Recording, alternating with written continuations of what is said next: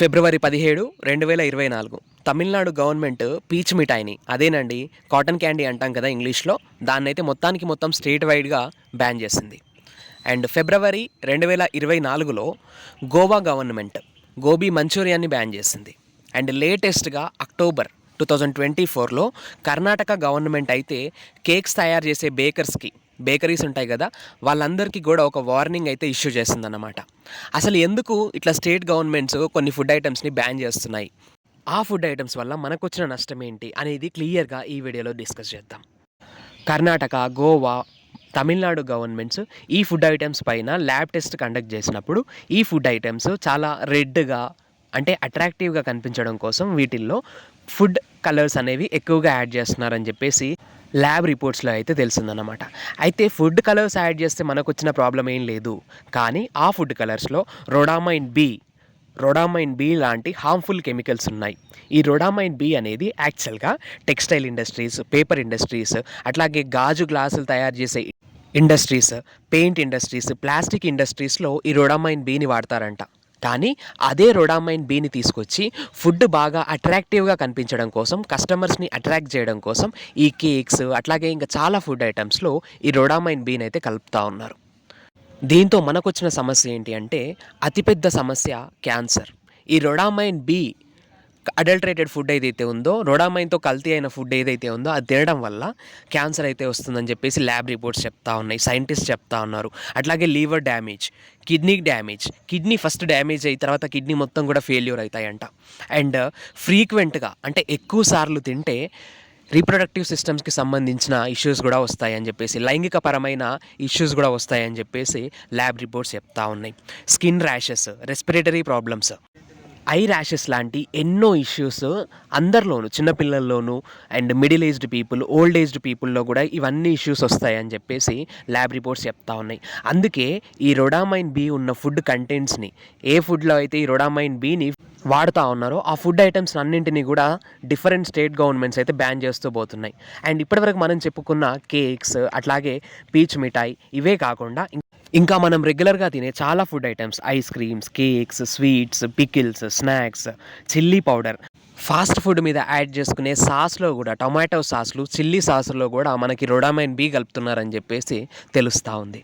మరి ఇట్లాంటి ఒక ఫుడ్ కలర్ని, ఇట్లాంటి ఒక కెమికల్ని ఫుడ్లో యాడ్ చేస్తుంటే ఫుడ్ సేఫ్టీ అథారిటీ వాళ్ళు దీన్ని బ్యాన్ చేయొచ్చు కదా, ఈ ఫుడ్ కలరింగ్ ఏజెంట్ని, రొడామైన్ బీని బ్యాన్ చేయొచ్చు కదా అంటే అసలు ఇండియాలో ఈ రొడామైన్ బీని ఫుడ్ కలరింగ్లో వాడటాన్ని ఎప్పుడో బ్యాన్ చేశారు. బ్యాన్ చేశాక కూడా చాలా ఫుడ్ ఐటమ్స్లో మన ఇండియాలో రొడామైన్ బీని అయితే యూజ్ చేస్తున్నారు. మరి ఈ రొడామైన్ బీని మనం తింటున్న ఫుడ్లో రొడామైన్ బీ ఉందా లేదా అనేది ఎట్లా తెలుసుకోవాలి అనేది, అది కూడా మన ఇంట్లో చిన్న చిన్న పరీక్షలు చేసి అసలు మనం తింటున్న ఫుడ్లో రొడామైన్ బి లాంటి హార్మ్ఫుల్ కెమికల్స్ ఉన్నాయా లేదా అనేది ఎట్లా తెలుసుకోవాలనేది ఇప్పుడు ఒకసారి చూద్దాం.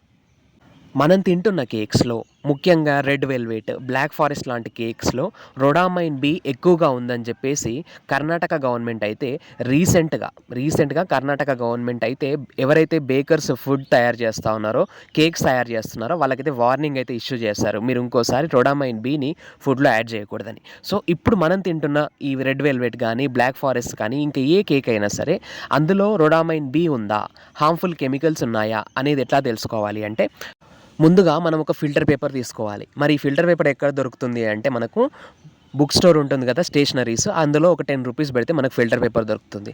సో ఆ ఫిల్టర్ పేపర్ తీసుకొచ్చుకొని మనం ఏదైతే కేక్ ఆర్డర్ చేసుకున్నామో లేదంటే కేక్ కోయడానికి రెడీగా ఉంచుకున్నామో ఆ కేక్ కొంత పీస్ కట్ చేసి ఆ ఫిల్టర్ పేపర్ పైన పెట్టి ఒక 10 డ్రాప్స్ ఆఫ్ వాటర్ మనం ఆ కేక్ పైనుంచి పోస్తే ఆ ఫిల్టర్ పేపర్ ఏదైతే ఉందో, ఆ ఫుడ్ కలర్ ఏదైతే ఉందో ఆ వాటర్ డ్రాప్స్తో కలిసి ఫిల్టర్ పేపర్ నార్మల్గా అయితే వైట్ కలర్లో ఉంటుంది. సో ఆ ఫిల్టర్ పేపర్ వైట్ కలర్ నుంచి లైట్ రెడ్ కలర్ లేదా లైట్ పింక్ కలర్, అంటే కలరింగ్ స్టెయిన్స్ అనేవి ఫిల్టర్ పేపర్ మీద కనిపిస్తే మనకు ఆ ఫుడ్లో, ఆ కేక్లో అయితే రొడామైన్ బి ఉన్నట్టుగా మనమైతే కన్ఫర్మ్ చేసుకోవచ్చు. ఇది కేక్లో రొడామైన్ బి ఉందా లేదా అని తెలుసుకోవడానికి ఒక చిన్న టెస్ట్, సింపుల్గా ఫిల్టర్ పేపర్తో చేసేయచ్చు.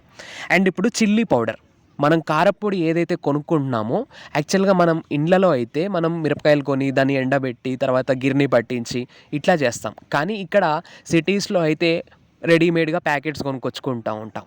అయితే కారప్పొడిలో కూడా రొడామైన్ బి కలుపుతున్నారంట. ఎందుకంటే కారప్పొడి ఎర్రగా కనిపించడం కోసం. కారప్పొడి ఎంత ఎర్రగా ఉంటే అంత క్వాలిటీది అని చెప్పేసి మనందరికీ ఒక అదైతే ఉంది కదా అజంప్షన్. సో దానికోసం అని చెప్పేసి రొడామైన్ బి కలుపుతా ఉన్నారు. మరి ఇప్పుడు కారప్పొడిలో రొడామైన్ బి ఉందా లేదా అనేది సింపుల్ టెస్ట్ ఎట్లా చేయాలి అంటే ట్రాన్స్పరెంట్ ఒక గాజు గ్లాస్ గానీ లేదంటే ట్రాన్స్పరెంట్ ప్లాస్టిక్ గ్లాస్ ఉంటుంది కదా! అందులో ఒక సగం వరకు వాటర్ తీసుకుని, ఆ వాటర్‌లో మనం వాడుతున్న చిల్లీ పౌడర్ ఏదైతే ఉందో, రెడీమేడ్‌గా మనం కొనుక్కొచ్చుకున్న చిల్లీ పౌడర్, అది ఒక టేబుల్ స్పూన్. ఆ చిల్లీ పౌడర్ ఏదైతే ఉందో ఒక టేబుల్ స్పూన్ ఆ వాటర్‌లో ఏసి మిక్స్ చేయాలి. మిక్స్ చేసి ఆ చిల్లీ పౌడర్ ఏదైతే ఉందో అది మొత్తం కూడా కింద పేరుకునేట్టుగా ఒక 5, 10 నిమిషాలు పక్కన పెట్టాలి ఆ గ్లాస్‌ని. తరువాత 5, 10 నిమిషాల తర్వాత వాటర్ ఏవైతే ఉన్నాయో, ఆ పైన వాటర్ ఏవైతే ఉన్నాయో అది రెడ్ కలర్‌లోకి మారితే అందులో రొడామైన్ బి లాంటి కెమికల్స్ ఉన్నాయని అర్థం. శివరాత్రి లాంటి సమయాల్లో, శివరాత్రి పండగ సమయాల్లో ఎక్కువగా వచ్చే కందగడ్డ, స్వీట్ పొటాటో ఏదైతే ఉందో దానిపైన గూడా రొడామైన్ బిని యాడ్ చేస్తున్నారంట. ఎందుకంటే కందగడ్డ ఎంత ఎర్రగా ఉంటే అంత మంచి క్వాలిటీ కందగడ్డ అని చెప్పేసి ఎక్కువ కాస్ట్ పెట్టి కస్టమర్స్ కొనుక్కుంటారు. ఎంతకైనా అమ్మొచ్చు అని చెప్పి. స్వీట్ పొటాటో పైన కూడా రొడామైన్ బిని ఇట్లా పూతలాగా పూస్తున్నారంట. మరి దీన్ని ఎట్లా తెలుసుకోవాలి అని అంటే సింపుల్‌గా ఒక కాటన్ తీసుకోండి. ఆ కాటన్‌ని ఒక బాల్ లాగా చేసి దాన్ని కొద్దిసేపు వాటర్‌లో నానబెట్టండి. నానబెట్టిన తర్వాత ఆ స్వీట్ పొటాటో పైన ఈ కాటన్ బాల్ ఏదైతే ఉందో ఆల్రెడీ వాటర్‌లో నానబెట్టిన కాటన్ బాల్, ఆ కాటన్ బాల్‌తో స్వీట్ పొటాటోని కొంచెం తుడవండి. తుడిచినప్పుడు మీకు ఆ కాటన్ బాల్‌కి రెడ్ కలర్ గానీ, లేదంటే రెడ్డిష్ వైలెట్ కలర్ గానీ ఆ కాటన్ బాల్‌కి అంటుకున్నట్లయితే దానిపైన రొడామైన్ బి ఉన్నట్టు లెక్క. సో, ఇప్పుడు మనం ఉన్న ఈ కాలంలో ఏ ఫుడ్ ఐటెమ్ తీసుకున్నా, ఏ ఫుడ్ ఐటెమ్‌ని ముట్టుకున్నా అందులో చాలా హార్మ్‌ఫుల్ కెమికల్స్ ఉంటున్నాయి. అండ్ అవన్నీ అట్లా ఉంచితే ఈ రొడామైన్ బి అయితే డైరెక్ట్‌గా క్యాన్సర్‌ని కాజ్ చేస్తుంది. కానీ ఒక విషయం మనం ఒకసారి గమనించాల్సిందేంటంటే, మన బర్త్‌డే రాగానో, లేదంటే మన ఫ్రెండ్ బర్త్‌డే రాగానే మనం కేక్ కట్ చేసి సెలబ్రేట్ చేసుకుంటాం. అండ్ రోజంతా డ్యూటీకెళ్ళి, వర్క్ చేసొచ్చి ఈవినింగ్ కాస్త అంటే ఓపిక లేక, ఇంట్లో ఫుడ్ వండే ఓపిక లేక చాలామంది ఫాస్ట్ ఫుడ్ సెంటర్స్‌కి వెళ్తారు. ఇన్‌స్టాంట్‌గా ఫుడ్ అవైలబుల్‌గా ఉంటుందని చెప్పేసి. అండ్ రోజంతా డ్యూటీ చేసేసొచ్చి, లేదంటే వీక్ మొత్తం వర్క్ చేసి, వీకెండ్‌లో అట్లా చిన్నగా పార్క్‌కో, గార్డెన్‌కో వెళ్తే అక్కడ ఏ పీచు మిఠాయి వాడో కనిపిస్తే, ఆ పీచు మిఠాయి కొనుక్కొని మన పిల్లకో, లేకపోతే మన పిల్లలకో తినిపిస్తూ ఉంటాం కదా! సో, ఒక్కసారి మనం ఏ ఫుడ్ అయినా సరే తినే ముందు అది ఎందుకంత అట్రాక్టివ్‌గా ఉంది అనేది ఒకసారి గమనించాలి.